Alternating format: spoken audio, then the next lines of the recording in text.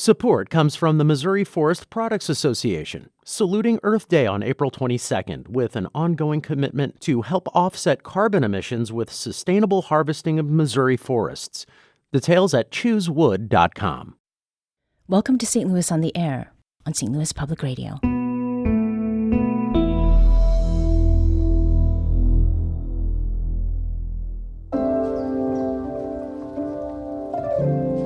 Celebrated disability rights activist Judy Heumann has died at the age of 75. Judy was a quadriplegic who, throughout her life, was instrumental to the progress of disability rights. This includes the passage of the United Nations Convention on the Rights of Persons with Disabilities, the Americans with Disabilities Act, the Individuals with Disabilities Education Act, and the Rehabilitation Act. In 2020, she was featured in the documentary film Crip Camp, A Disability Revolution. The film began at Camp Jened, a run-down summer camp in the Catskills of New York. It became a destination for teens with disabilities. Judy was one of them. The freedom and empowerment campers found there in the 1960s and 70s would foment a revolution. I wanted to be part of the world, but I didn't see anyone like me in it. I hear about a summer camp for the handicapped run by hippies. Somebody said you probably will smoke dope with the counselors, and I'm like, sign me up. Come to Camp Jened and find yourself. There I was in Woodstock. You wouldn't be picked to be on a team back home, but at Jened, you had to go up to bat. Even when we were that young, we helped empower each other. It was allowing us to recognize that the status quo is not what it needed to be. That was the trailer for the film Crip Camp, which you can find on Netflix. You heard Judy's voice at the end of that clip. She joined former St. Louis on the Air host Sarah Fenske in April of 2020.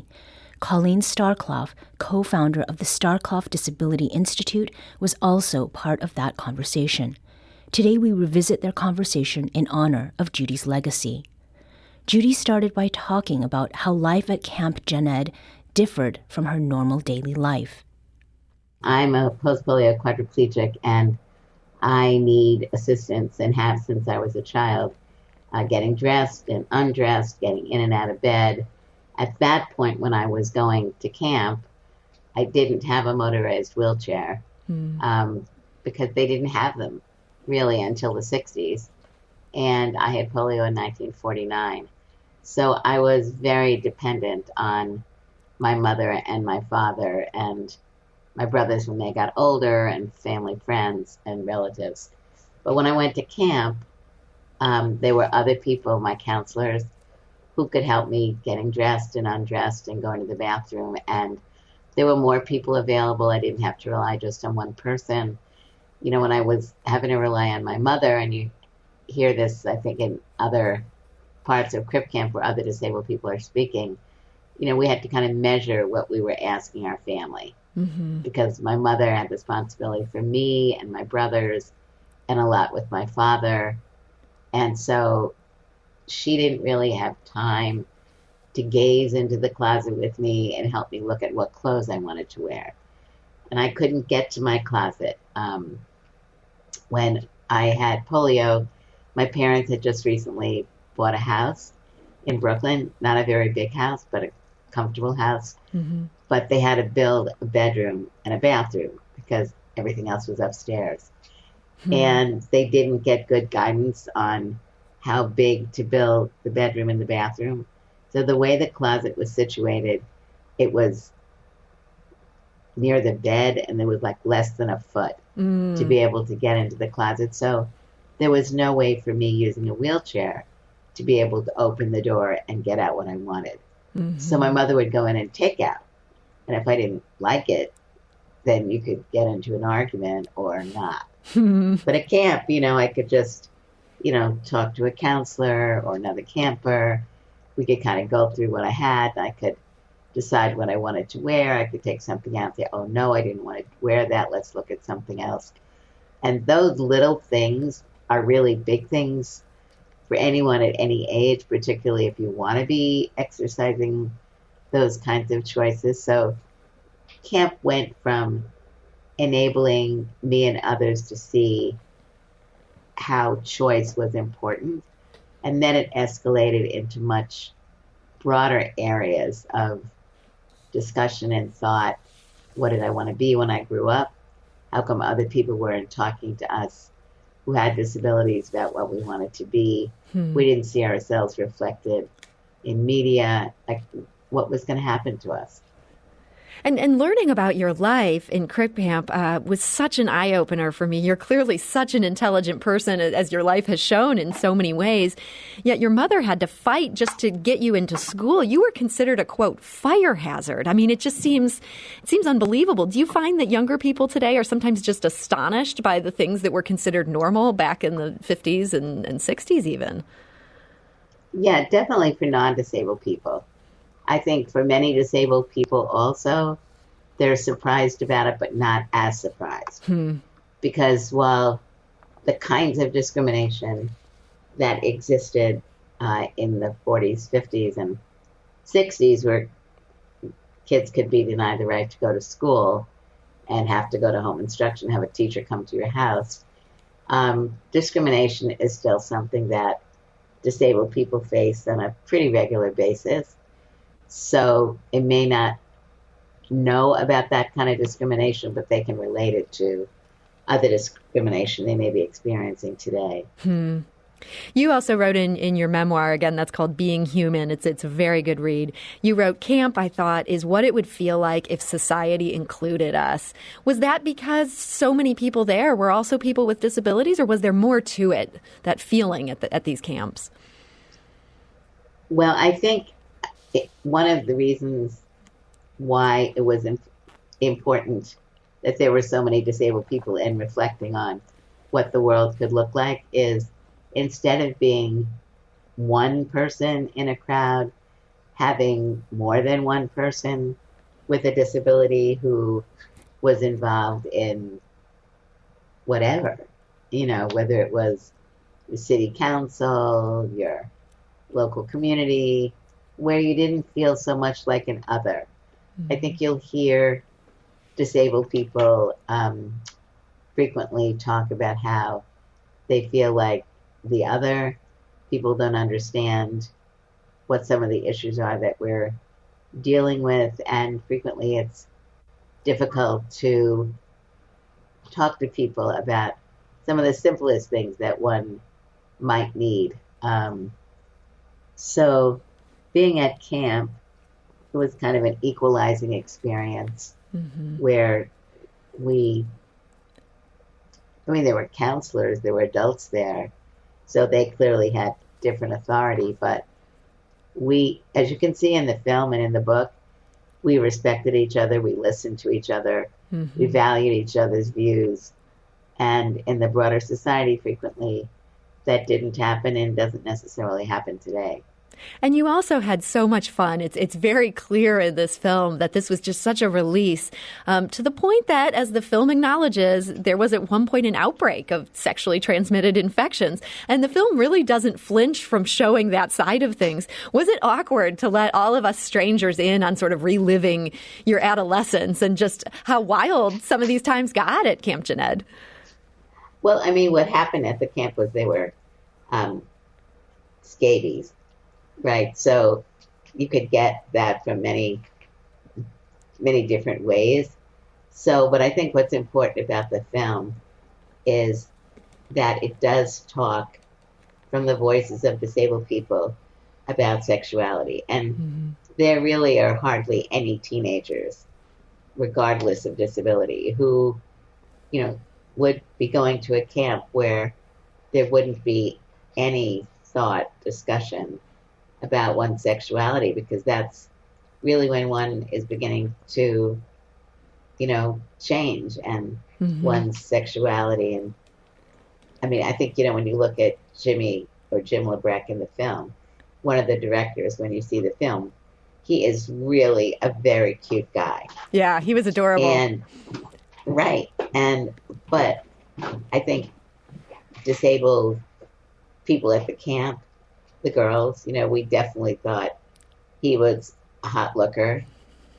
He didn't feel that way when he was in his community, mainly with non-disabled kids.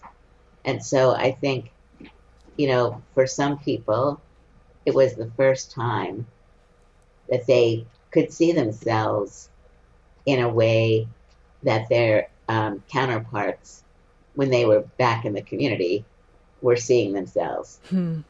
So I think it really was a time for people to explore, to express, and to be. I don't think it's right to think that Jeanette was a sexually active, age-inappropriate environment. It really wasn't. But it was definitely where people were having opportunities to experience their sexuality, engage in pretty age-appropriate activities at that time, and expand themselves as human beings, to be on a par with their brothers and sisters and with their neighbors.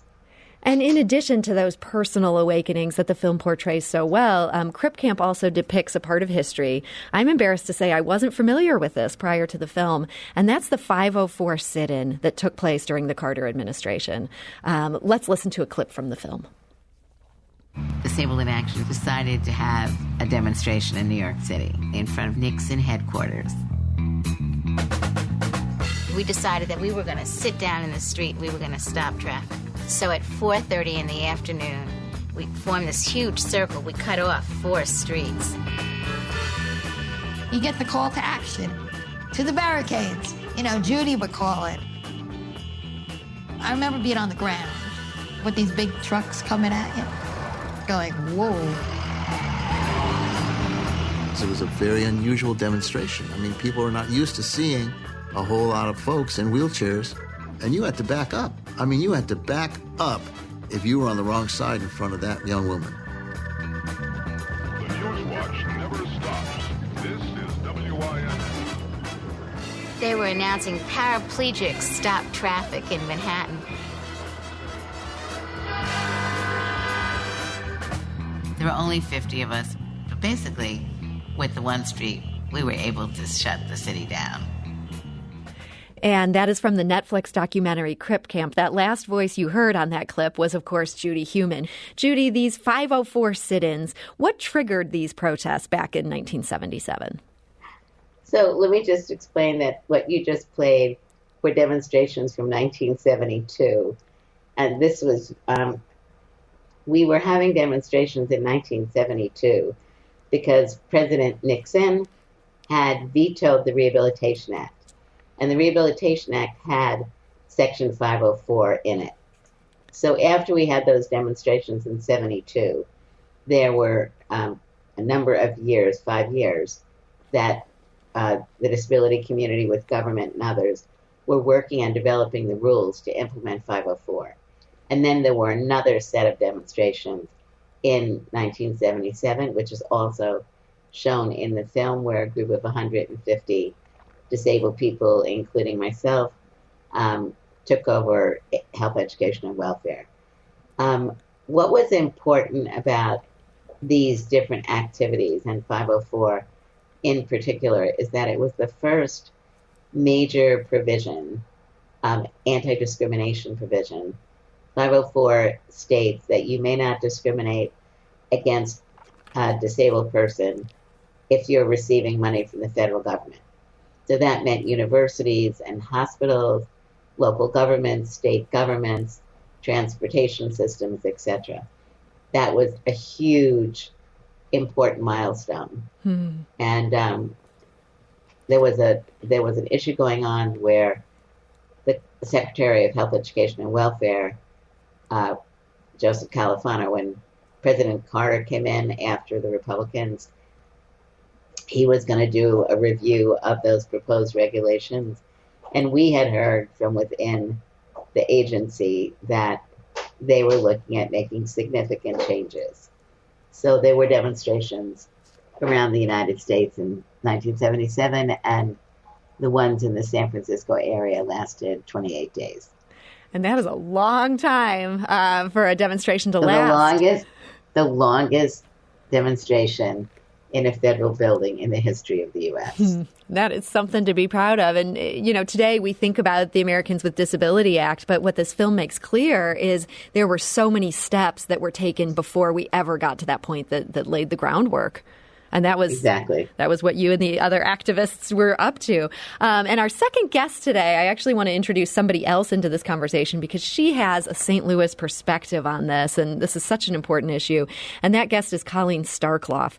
She's the co-founder of the Starkloff Disability Institute and wanted to also understand how some of this played out in St. Louis. So, Colleen, welcome to the show.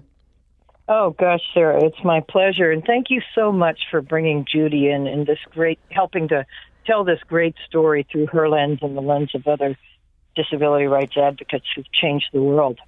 Yeah, and Colleen, I have to thank you for connecting us with Judy in the first place because her story is just amazing. But hearing about these sit-ins in San Francisco and in Washington, D.C., when did the disability rights movement begin to gain steam here in St. Louis? Well, actually, it began, the nucleus of it began when my late husband, Max Starkloff, was incarcerated in a nursing home, and that's the way he felt about it. He felt that incarceration was the right word because our society didn't have better options. Judy talked about choice earlier in this interview. We didn't have a lot of choices back in those days, and for a person with a high-level spinal cord injury like Max, who needed help, the same kind of help Judy described, bathing, dressing, getting out of bed, going to the bathroom, he couldn't cut his food or cook it, So there was no personal assistance at the time.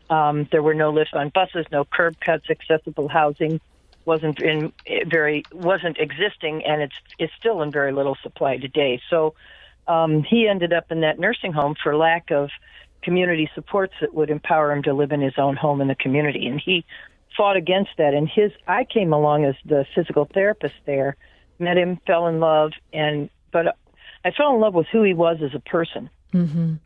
But the more I got to know him, he was a man of great principle, great charisma, great compassion for others, and using his experience, his lived experience with disability and what he didn't have, set out to create choices in the community so people with disabilities could have a much better life and not be incarcerated themselves. And we still fight that battle today. Mm-hmm. And but that's the beginning. Yeah, that's the beginning. And as you said, you're still fighting that battle today. And Judy, you mentioned that thought earlier. I want to come back to that it's easy for us to look back on this and say, oh, back in the 50s, they put people in institutions. All that is in the past. But there are still struggles that remain today. Judy, what do you see as the biggest issue that's there in front of the community of people with disabilities? So I think I'm not going to just talk about the biggest, but maybe a couple. One of them is there are millions of disabled people who are not identifying as having a disability, either because they're not aware of the fact that they're protected by laws like the Americans with Disabilities Act or Section 504 or other laws, or they are afraid of identifying. And the reason why I say this is a very big issue is because there, according to the Centers for Disease Control, are approximately 56 million disabled people in the United States. So if a larger percentage of disabled people with disabilities like diabetes or epilepsy or depression or anxiety or multiple sclerosis or Parkinson's or lupus or any one of a number of hundreds of disabilities, if people saw themselves blindness, deafness. So there's the obvious disabilities where people see us and know we have a disability, but then there are the majority of those with invisible disabilities. So I think it's critical that people who have these disabilities know that they're protected, to be able to speak about their lives, tell their stories. I think other issues of concern are the COVID-19.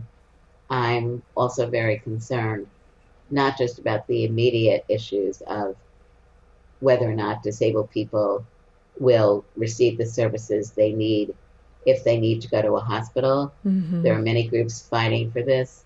to make sure we're not treated differently.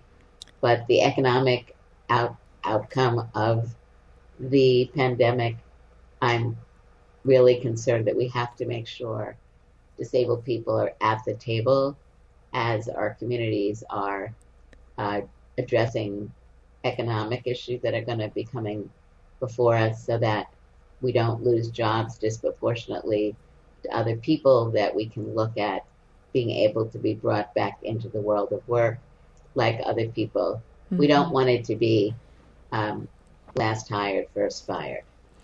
Colleen, I know at the Starkloff Disability Institute, the workplace issues are paramount for you guys. Do you think companies today are thinking properly about these issues of inclusion and thinking about what the law actually says here if properly applied, or do you think we really all need a wake-up call on that? Well, I think we've made great strides, Sarah, in this regard. We have a lot of companies that have been working with us, and companies are creating diversity and inclusion programs within their organizations, wanting to be more diverse and inclusive of all people who have been heretofore marginalized. And there's also the law, the Department of Labor's 503 law that says that if you're a federal contractor, you need to be at least 7% of your workplace inclusive of people with disabilities.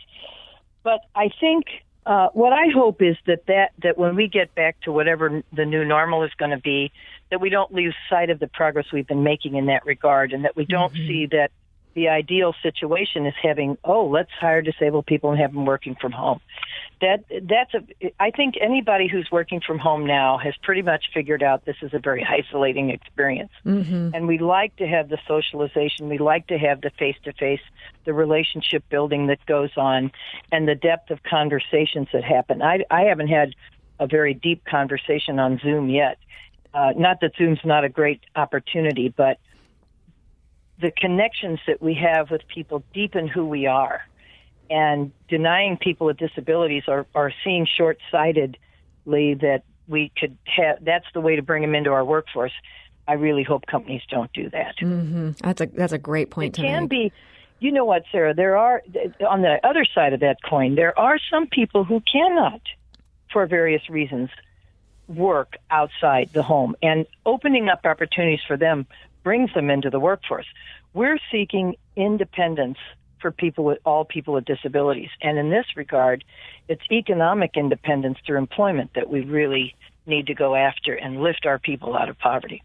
That is absolutely right. Judy, I want to bring it back to you here on our last question. I know that so many people are watching Crip Camp and they're also reading your memoir.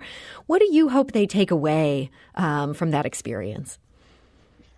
I hope that they can, with both Crip Camp and Being Human, recognize that there's a lot that they don't know, that they need to speak with disabled people in their communities, and to themselves or other people in their families. They need to really listen to the stories that people have to tell or share their stories.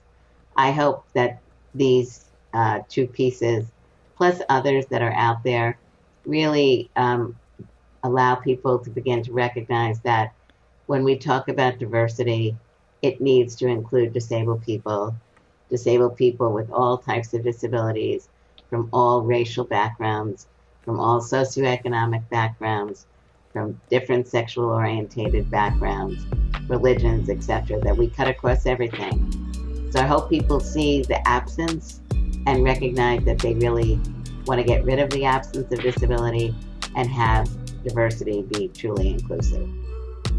That was Judy Heumann and Colleen Starkloff talking with former host Sarah Fenske.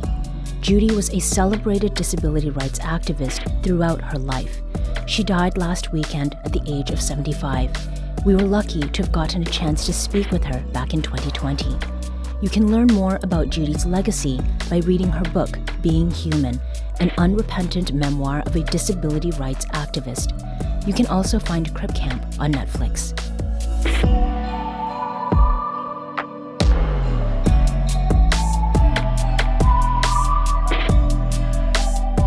St. Louis on the Air is a production of St. Louis Public Radio. Understanding starts here. Our podcast proudly supports St. Louis artists by using music from Life Creative Group.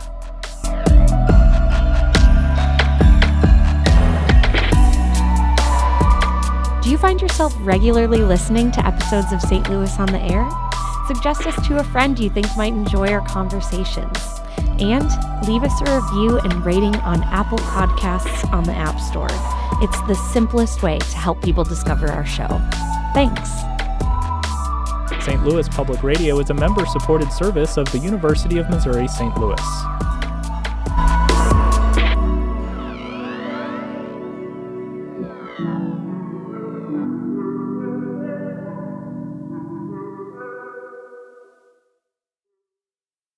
Support comes from the Missouri Forest Products Association, saluting Earth Day on April 22nd with an ongoing commitment to help offset carbon emissions with sustainable harvesting of Missouri forests. Details at choosewood.com.